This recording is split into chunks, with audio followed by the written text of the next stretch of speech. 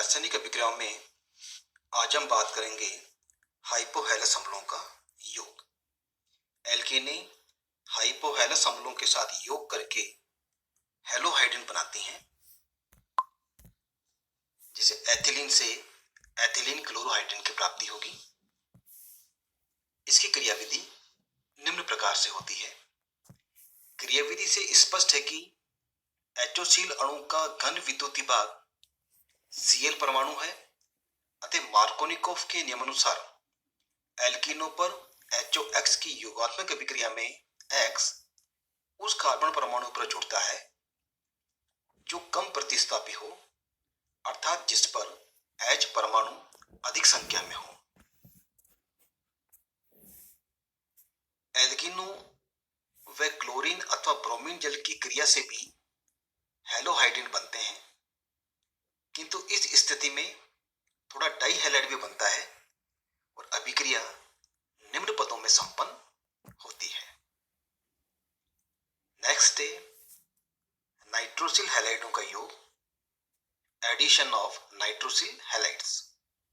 Nitrosyl halide में NO अणु का घन विद्युतीय भाग है अतः मार्कोनिकोव के नियमानुसार NO समूह असमित एल्कीन के उस कार्बन परमाणु के साथ जुड़ता है जिस पर बंधित हाइड्रोजन परमाणु की संख्या अधिक होती है। जैसे प्रोपीन NOCl से क्रिया करके प्रोपीन नाइट्रोसो क्लोराइड बनाएगा। नेक्स्ट है सल्फ्यूरिक अम्ल का योग।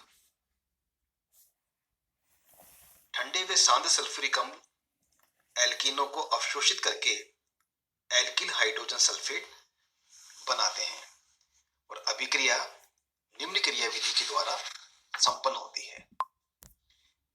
योग मार्कोनिकोव के नियमानुसार होता है। जैसे प्रोपिन शांत सल्फ्यूरिक अम्ल से क्रिया करके आइसोप्रोपिल हाइड्रोजन सल्फेट बनाती है। क्योंकि ठंडे शांत सल्फ्यूरिक अम्ल में एल्केन अवशोषित नहीं होते अतः उन्हें एल्कीनों से इस विधि द्वारा पृथक किया जाता है। नेक्स्ट है जल का योग अथवा एल्कीनों का जल योजन। उपरोक्त विधि में बने एल्किल हाइड्रोजन सल्फेट को यदि जल के साथ उबाला जाए तो एल्केनोल प्राप्त होते हैं। एल्कीने तनु अम्ल उत्प्रेरक के साथ गर्म करने पर भी एल्केनोल बनाती है। इस अभिक्रिया में कार्बन कार्बन डबल बॉन्ड पर जल का एक अणु जुड़ता है। यह क्रिया क्षार उत्प्रेरक के साथ संपन्न नहीं होती अतः इसकी क्रियाविधि में प्रोटोनीकरण एक आवश्यक पद होना चाहिए और इसकी क्रियाविधि निम्न प्रकार से होती है। नेक्स्ट है एल्केनों का योग या एल्किलीकरण। शांत सल्फ्यूरिक अम्ल अथवा हाइड्रोफ्लोरिक अम्ल उत्प्रेरक की उपस्थिति में एल्केन एल्कीनों के साथ योग करके उच्च एल्केन बनाते हैं। जैसे आइसोब्यूटिलीन व आइसोब्यूटेन की योग क्रिया से 2,2,4 ट्राइमेथिल पेंटेन अर्थात आइसोओक्टेन बनता है। अभिक्रिया निम्न क्रियाविधि के द्वारा संपन्न होती है। नेक्स्ट है एल्कीनों का योग अथवा द्विलीकरण या डाइमराइजेशन। उपयुक्त परिस्थितियों में आइसोब्यूटिलीन सल्फ्यूरिक अथवा फास्फोरिक अम्ल द्वारा द्विलीकृत होकर दो एल्कीनों का मिश्रण बनाती है।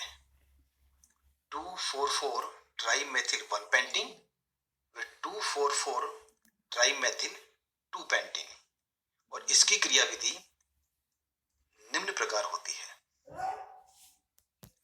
नेक्स्ट है हाइड्रोफॉर्मिलीकरण या ऑक्सो अभिक्रिया।